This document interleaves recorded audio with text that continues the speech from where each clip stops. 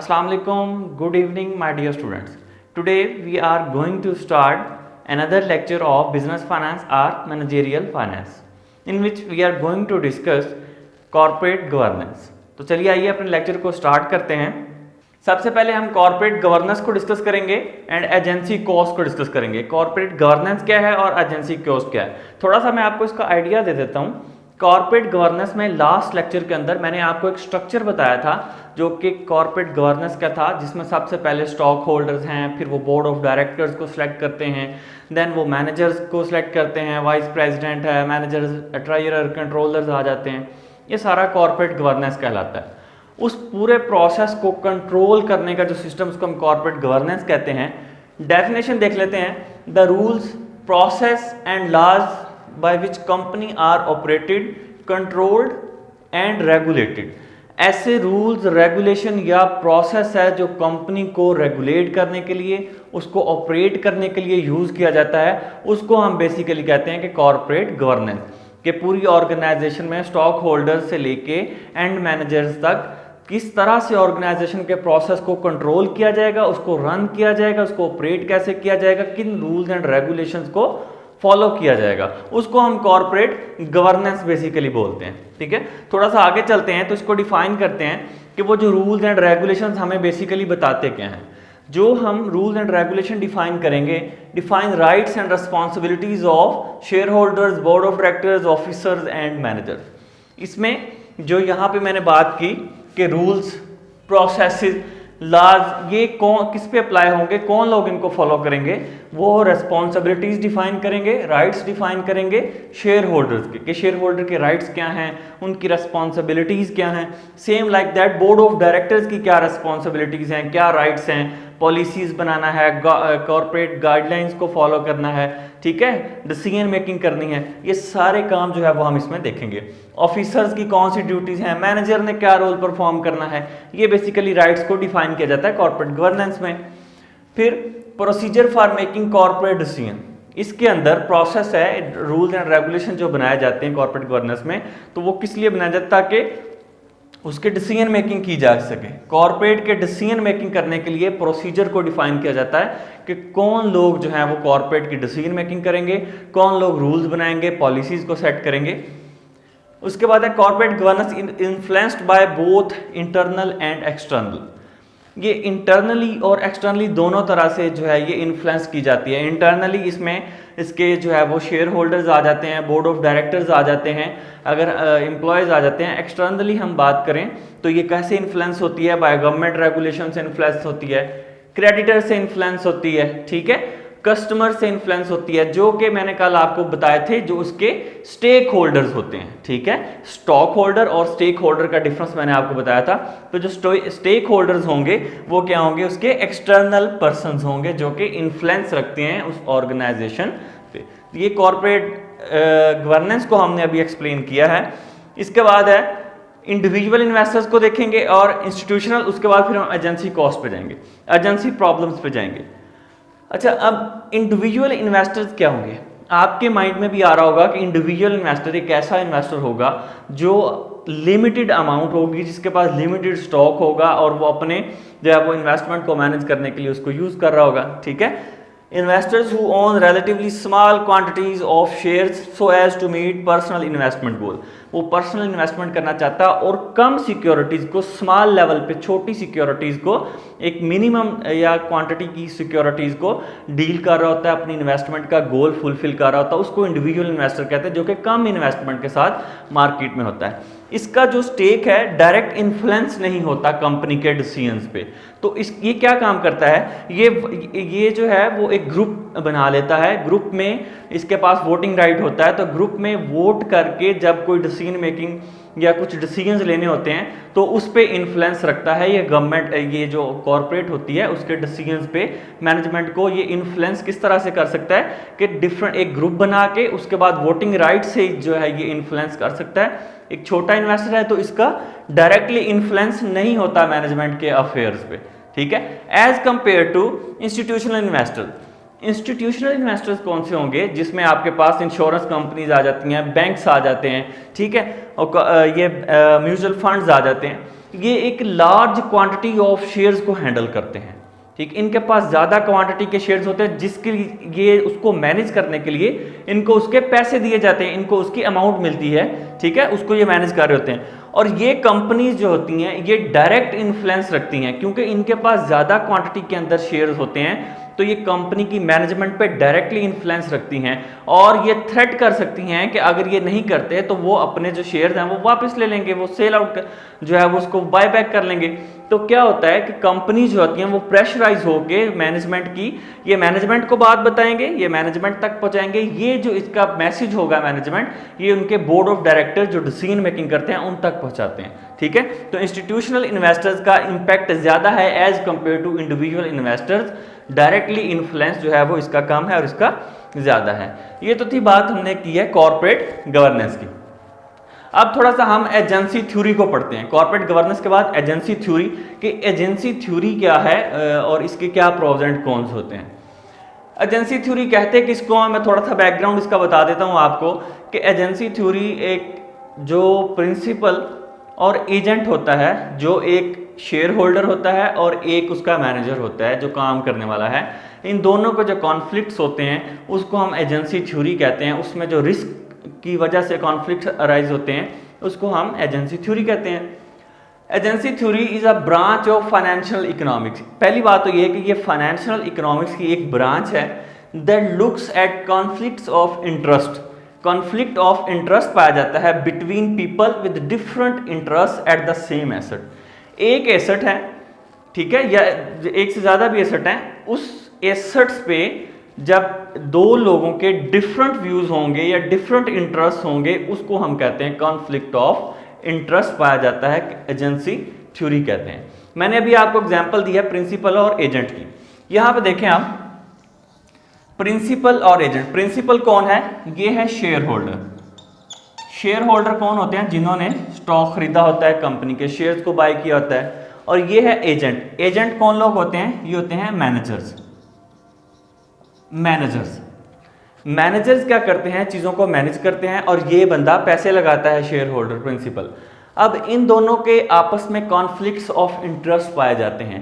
ये अपनी वेल्थ को मैक्सिमाइज करना चाहता है, ये अपने पैसे को मैक्सिमाइज करना चाहता है, अपने जो है वो अर्निंग ज्यादा करना चाहता है। तो इनके दरमियान जो कॉन्फ्लिक्ट ऑफ इंटरेस्ट पाया जाता है, इसी बात को हम एजेंसी थ्योरी कहते हैं। बेसिकली एक इकोनॉमिक की ब्रांच होती है जो सेम एसेट्स पे डिफरेंट लोगों के इंटरेस्ट जो है वो डिफरेंट होते हैं।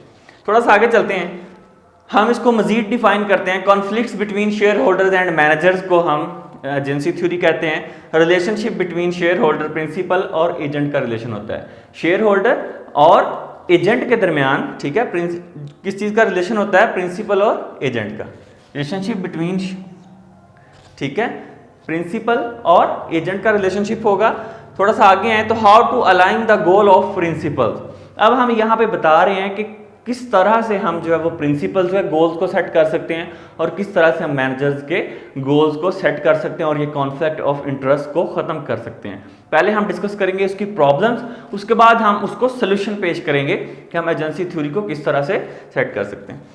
अब क्वेश्चन राइज होता है यहाँ पे, why conflicts of interest between share holder and management. Share holder और मैनेजमेंट के दरमियान कॉन्फ्लिक्ट ऑफ इंटरेस्ट क्यों पाया जाता है। सबसे पहले रिवार्ड टू मैनेजमेंट। मैनेजमेंट को अगर रिवॉर्ड ना दिए जाएं तो भी जो है वो कॉन्फ्लिक्ट ऑफ इंटरेस्ट आ जाता है। ठीक है, तो इसका एक सोर्स भी कह सकते हैं, इसको हम डिटेल में भी डिस्कस करेंगे कि ये एक सोर्स है जिससे जो है वो इंटरेस्ट जो है वो फुलफिल किया जा सकता है या प्रॉब्लम को सॉल्व किया जा सकता है। Risk attitude of management and share holder.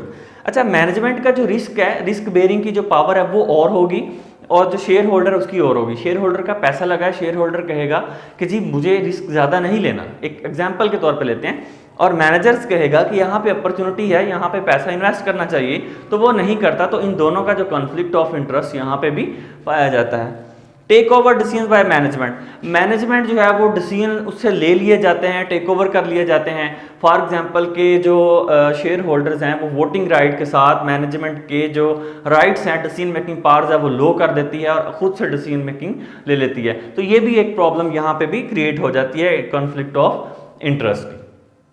अब हम बात करते हैं कि ये जो कॉन्फ्लिक्ट्स हैं जो इंक्रीज हो रहे हैं इसकी रीजंस क्या हैं, जो अभी हम डिस्कस कर रहे हैं। कि उसके बाद अब हम देखते हैं, सबसे पहले हमारे पास आ जाता है सेल्फ इंटरेस्टेड बिहेवियर। देखें कि सेल्फ इंटरेस्टेड बिहेवियर क्या है, कि मैनेजमेंट अपने बिहेवियर को देख रही होती है, सेल्फ इंटरेस्ट को देख रही है, और जो शेयर होल्डर्स हैं वो अपने बिहेवियर को देख रहे हैं। तो यहाँ पे कॉन्फ्लिक्ट इंक्रीज होता है। तो इसको हम डिटेल से थोड़ा डिस्कस करते हैं।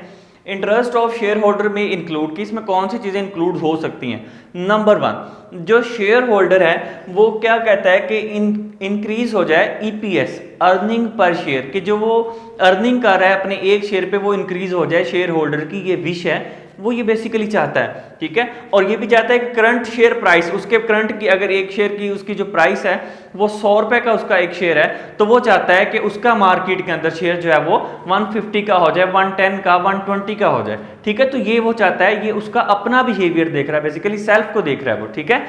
उसके बाद increasing investors ratios DPS, and ये डीपीएस का मतलब है dividend per share.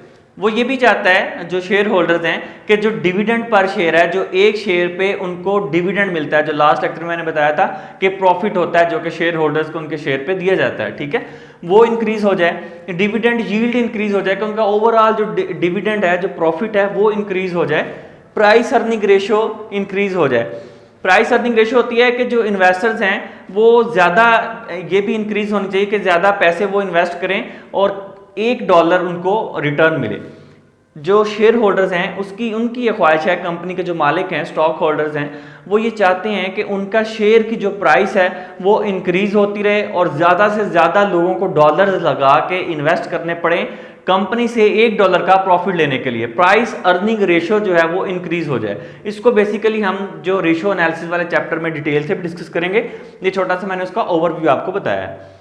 Improving corporate and social responsibilities, ये भी शेयर होल्डर चाहते हैं कि जो इम्प्रूव है उनकी जो कॉर्पोरेट की जो सोशल रिस्पॉन्सिबिलिटी है वो भी इम्प्रूव हो, ठीक है, उनकी परफॉर्मेंस भी इम्प्रूव हो, कॉर्पोरेट का स्ट्रक्चर भी इम्प्रूव हो। ये सारी चीज़ें वो अपने पॉइंट ऑफ व्यू से वो थिंक कर रहे होते हैं। तो ये वो अपना बिहेवियर रखते हैं, इस वजह से भी कॉन्फ्लिक्ट जो है वो इंक्रीज हो जाते हैं।